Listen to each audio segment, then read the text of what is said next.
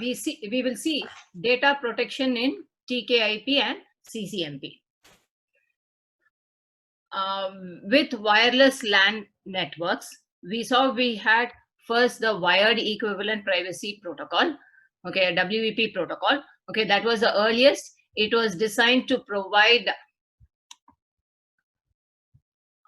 authentication, access control, data integrity, and confidentiality. But then it failed in all the three counts. Okay. Thereafter, we had the Wi-Fi Protected Access Protocol, or WPA protocol.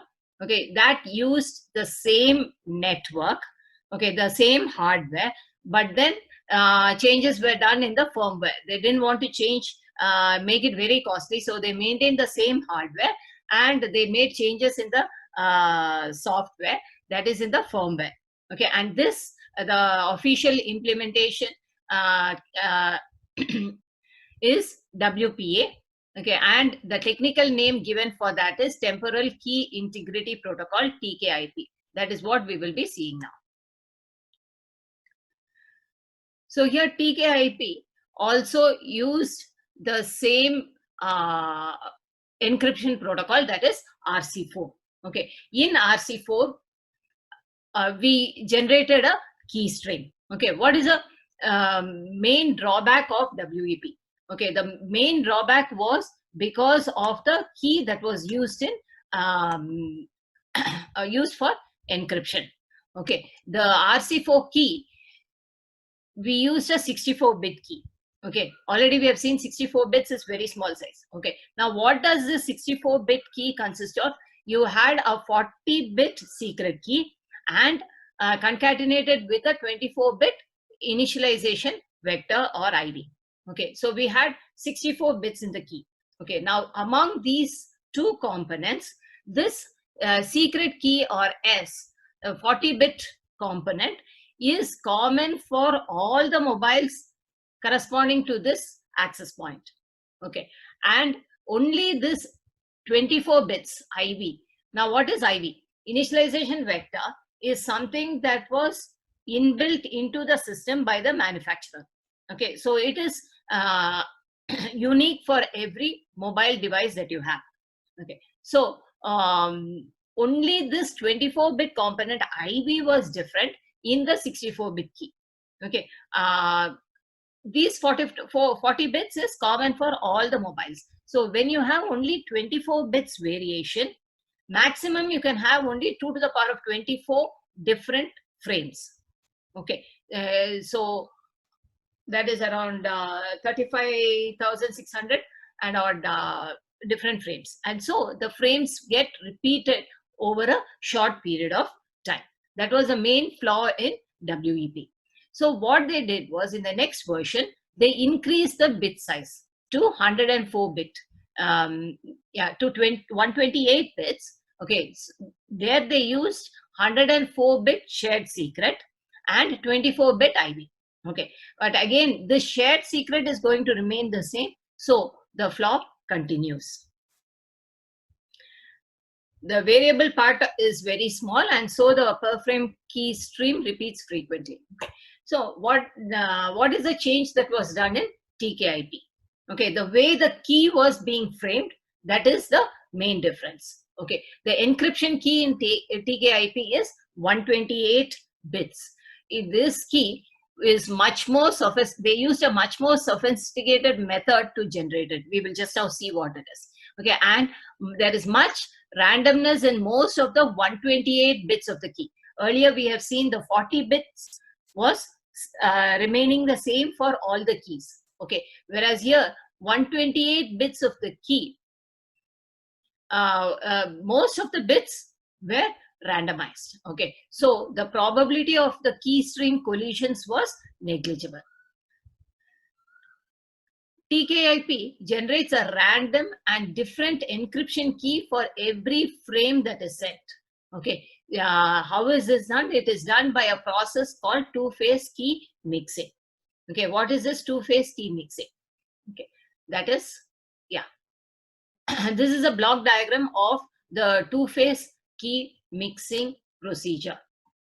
Okay, what do we see? Okay, we have two phases PRF standing for pseudo-random function. Okay, so two pseudo-random functions are used. That is what forms phase 1 and phase 2. Okay, one input is the TK. What is TK? TK is the 128-bit temporal key. From where do we get this 128-bit temporal key? We have already seen. It was generated during the four-way handshake. Okay, during the four-way handshake, a master session key or using the pre-shared key, the pairwise master key PM key was generated. This is a 256-bit key.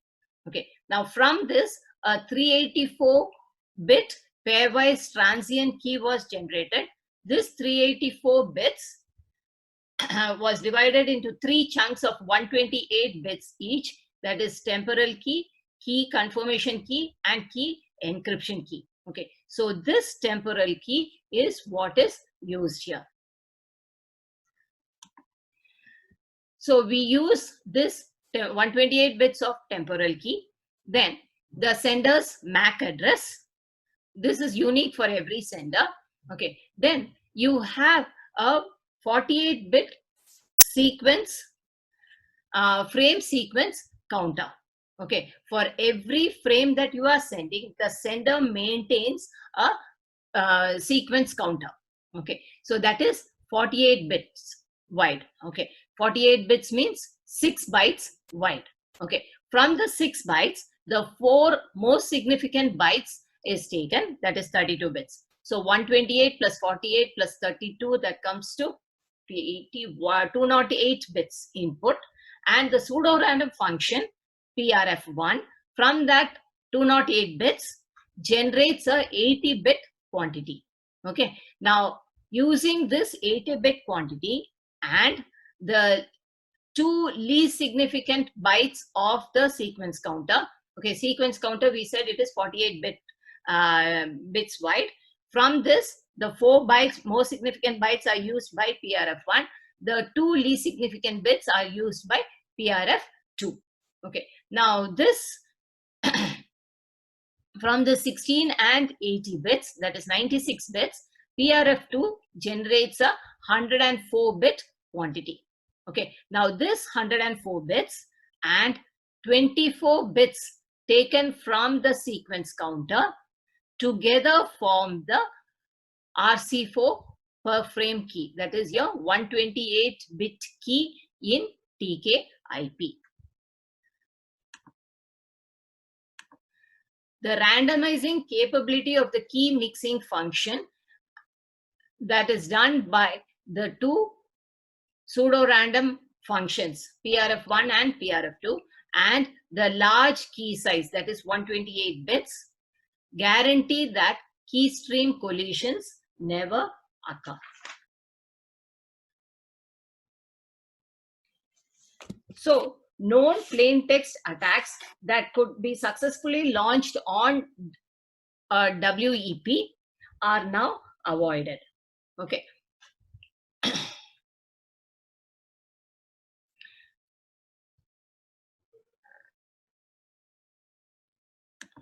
Now, when this frame is sent, the receiver accepts a fresh frame only if the frame's sequence number is greater than the previous number that it has received from the sender. Both the sender and the receiver maintain this frame sequence counter. Okay, so whenever the receiver receives a frame, it checks the frame sequence number. Okay, now if that number is greater than the number that it has previously received, then it accepts that frame.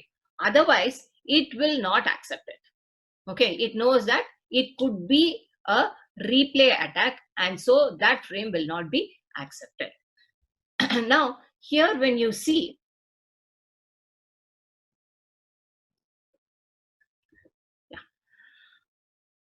you are using this frame sequence counter in both PRF1 and PRF2.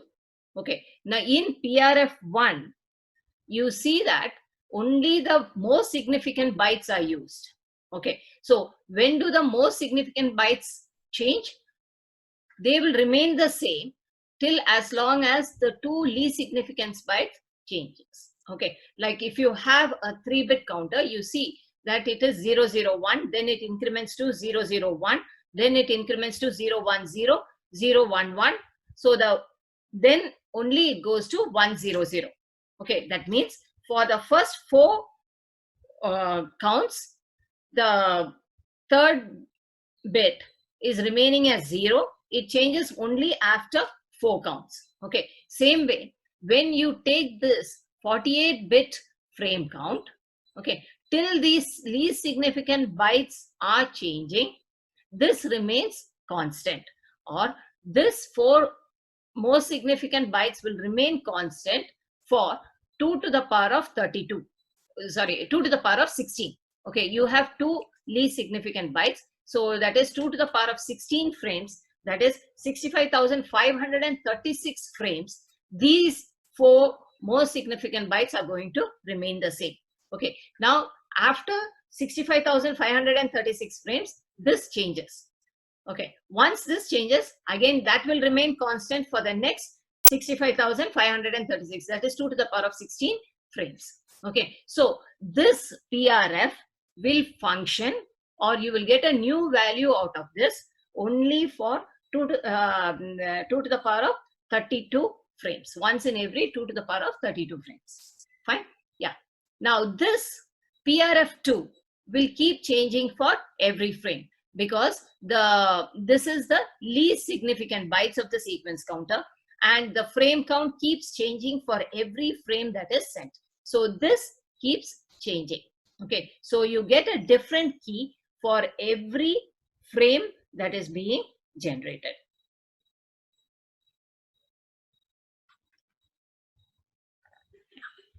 Yeah. One of the most serious vulnerabilities in WEP. Okay, one was with respect to the key. Next was because of the use of CRC checksum as an integrity check. Okay, what was the problem with CRC? CRC is a linear function. That means CRC of M1 XORed with M2 is equal to CRC of M1 XORed with CRC of M2. Okay, so when you concatenate 2 frames, you can easily get the CRC of the concatenated frame by concatenating the 2 individual CRCs. Okay, that was the main problem with by using CRC checksum as an integrity check. Okay, in TKIP, instead of CRC, we make use of MIC. Okay, that is your message integrity check, or what we call as we call this as MIC or MICARE. Okay, now what are the properties of MIC that makes it a very good integrity check quantity? Okay, one, MIC is non-linear. That is, MIC of M1 XORed M2 is not equal to MIC of M1 XORed MIC of M2. So even if you know the individual components M1 and M2, you cannot calculate MIC of M1 XORed M2. Okay. Secondly, MIC is computed as a function of data in the frame. Okay, that is the data that you are sending plus some fields in the MAC header. Okay, like the source address, some part of the source address, some part of the destination address, etc. Together, you calculate the MIC. Okay, also to create the MIC, we use one of the keys that was derived from the pairwise transient key that was computed during the 4-way handshake. Okay, so because of these properties, MIC is a better option for the integrity check. Okay, so due to constraints on the WEP cards, MIC's implementation uses only simple logical functions, shifts, etc. Okay, they did not want to change the hardware, so only simple functions were being used, like shifting and some XOR, etc. Okay, so it is not as secure as a key cryptographic hash. So this still has a flaw. Okay, but of course it was much better than the CRC checksum that was used in WEP. Okay, so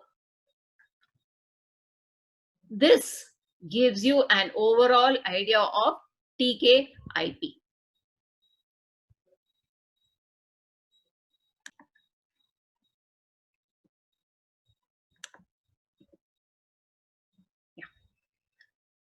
Next, we know that in both WEP and WPA, the drawback is because of the encryption algorithm RC4. So in WPA, they changed the encryption algorithm to AES. You know that AES is much more secure version. Okay, and the official implementation is WPA2. Its technical name is Counter Mode with CBC MAC Protocol or CCMP protocol. Okay, now CBC stands for Cipher Block Chaining. Okay, here AES is used both for encryption and for authentication or integrity check. Okay, so for both we are going to use AES only. Okay, the same key is being used, that is the temporal key is going to be used for both encryption and for integrity check. Since AES is block cipher, okay, what is a block cipher? We calculate the ciphertext for every block. Okay, it is not for a bit. We are going to calculate it for a block of data. Okay, so there is no need to recompute a fresh key for each frame. Okay, this was a problem with WEP and TKIP, but with AES you do not face that problem. Now in CCMP, a 48-bit sequence counter is initialized when a session is started. Okay, this is done by both the sender and the receiver. Okay, this sequence counter is called as packet number or PN. In CCMP literature, we call it as a packet number. This packet number is included in the CCM header field in a CCMP frame. So first, what do we have to do? We have to first calculate the MIC. Okay, now how is MIC calculated? MIC covers, which are the fields that MIC covers? Okay, MIC covers the frame data and several immutable fields in the MAC header. Okay, like your sender address, your destination address, etc. Those are all used to calculate the MIC. MIC is computed using AES in cipher block chaining mode with block size 128 bits. Now here, the receiver, once it receives the packet, it will check for the packet number. Okay, if the received packet number is greater than the packet number that was earlier received, only then the packet will be accepted.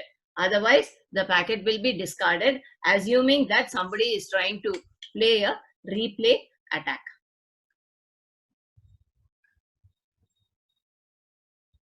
Yeah. So this is the block diagram that is used in CCMP. Okay, it is the temporal key that is being used. Okay, this top part is generation of the MIC, and this lower half is the encryption part. Okay, so first you use a initialization vector. Okay, an initialization vector is encrypted by the temporal key. Okay, this initialization vector is a nonce that includes the 48-bit packet number PN. Okay, then it uses yeah.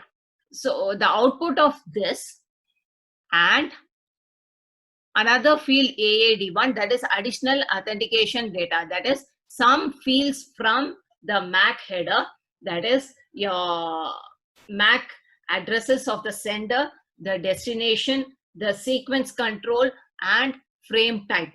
Okay, these four are added. Yeah, MAC addresses, sequence counter, and frame type. Okay, these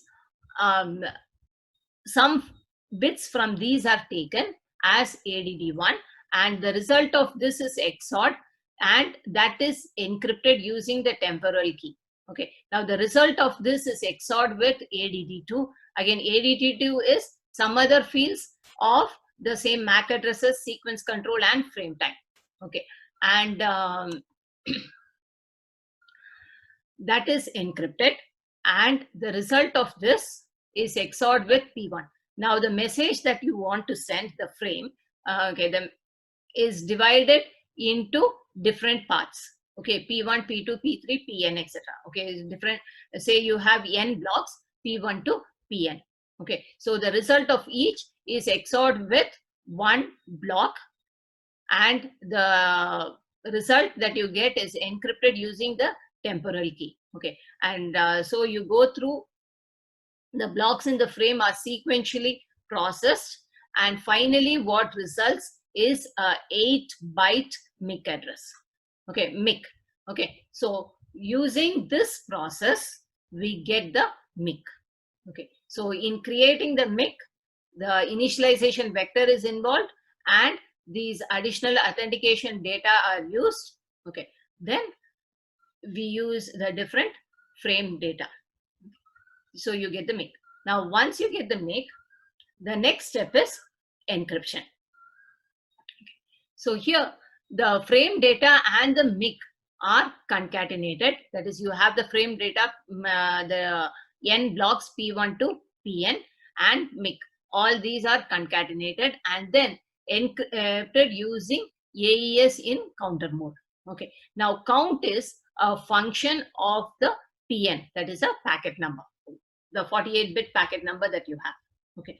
Now, this count is encrypted using the temporal key. Okay, and you get A1. Okay, A1, AI. Okay, for the ith packet, AI is obtained by adding the packet number and I into J.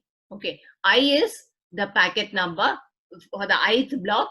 Okay, and J is a constant that is known to both the sender and the receiver. This is previously decided between the sender and the receiver. Okay, so I into J multiplication is done, that is added with the packet number, and the result is encrypted using the temporal key. Okay, and that gives you AI. This AI and PI are XORed, and the result what you get is CI, that is the ciphertext.